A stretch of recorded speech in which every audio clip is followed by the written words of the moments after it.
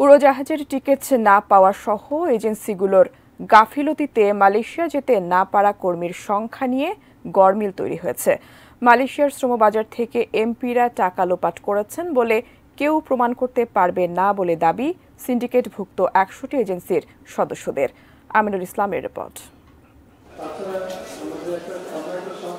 Malaysia সরকারের ঘোষণা অনুযায়ী সে দেশে যাওয়ার অনুমোদন পাওয়া বাংলাদেশি কর্মীদের প্রবেশের শেষ দিন ছিল ৩১ মে। অনিশ্চয়তার মধ্যে শুক্রবার দিনভর অবস্থান করে স্বপ্নভঙ্গের যন্ত্রণা নিয়ে রাতে কয়েকশো মানুষ বিমানবন্দর থেকে ফিরে যান। তবে কতজন শ্রমিক যেতে পারেননি তার হিসাবে এখন গরমিল দেখা দিয়েছে। ২০২২ সালের শ্রমবাজার চালুর পর ৫,২৪,৯৪৬ জন কর্মী পাঠানোর অনুমোদন দেয় মালয়েশিয়া। এর মধ্যে সব কর্মীর জন্য মালয়েশিয়া থেকে চূড়ান্ত অনুমোদন পাওয়া যায়নি। বিএমইটি থেকে শেষ পর্যন্ত ৪,৯৩,৬৪২ কর্মীকে ছাড়পত্র দেওয়া হয়, যার মধ্যে ৪,৭৬,৬৭২ কর্মী মালয়েশিয়া গেছে।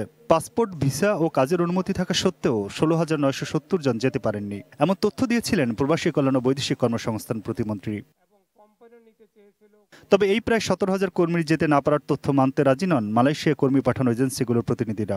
যদিও ১৭,০০০ আমাদের মন্ত্রণালয় বলেছে টোটাল বিএমইটির সাথে আমাদের ডেসপাসের ডিফারেন্স, কিন্তু জেনুইন কর্মী যেতে পারেনি তার সংখ্যাটি ৫ থেকে ৬,০০০-এর ভিতরে।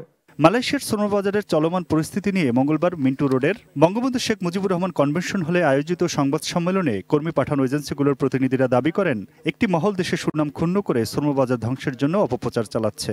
জাতীয়ভাবে এবং আন্তর্জাতিকভাবে বিভিন্ন গ্রুপ, আমি জানি না এই গ্রুপগুলো কিসের স্বার্থে এত বেশি ফোকাসিং পয়েন্টে নিয়ে গেছে আমাদের এই সেক্টরটাকে। মালয়েশিয়াগামী কর্মীদের কাছ থেকে সরকার নির্ধারিত ৮০,০০০ টাকার পরিবর্তে ৪ থেকে ৭ লাখ পর্যন্ত টাকা আদায়ের অভিযোগও মানতে রাজি নন এজেন্সি মালিকরা।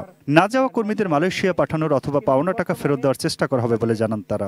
৫,০০০ বলেন আর ১৭,০০০ বলেন, আমরা আপনাদের সাথে একমত। আমরা আমাদের যারা গ্রামের গরিব সাধারণ জনগণ আছে তাদেরকে কিভাবে রক্ষা করা যায় সেটার সাথে আমরা বাইরে একসাথে কাজ করছি।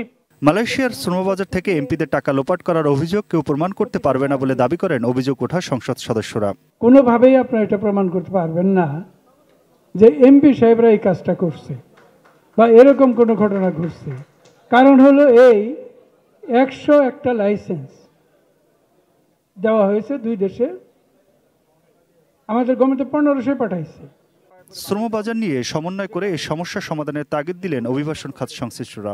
মালয়েশিয়ার মতো অত্যন্ত একটা ট্রেডিশনাল শ্রমবাজারকে যদি আমরা একে অপরের বিপক্ষে কাজ করতে গিয়ে যদি আমরা বন্ধ করে দিই তাহলে আমাদের কি ক্ষতি হবে সেটি কিন্তু আমাদেরকে বিবেচনায় রাখতে হবে। Aminul Islam, ATN news, Dhaka.